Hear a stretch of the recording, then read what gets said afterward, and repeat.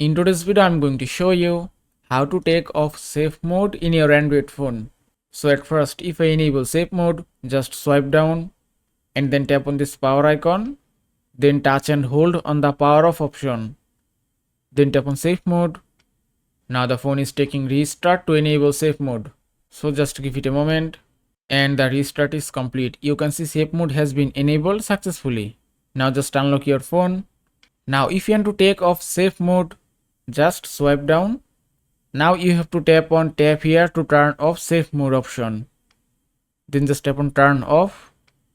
You can see the phone is taking restart to disable safe mode. So just give it a moment. And the restart is complete. Now just unlock your phone again. And the safe mode has been disabled successfully. Now just swipe down and then disable flight mode from here. And it's complete. And that is how you can take off safe mode in your Android phone. I hope this video was helpful. If it was, please give it a thumbs up and don't forget to subscribe.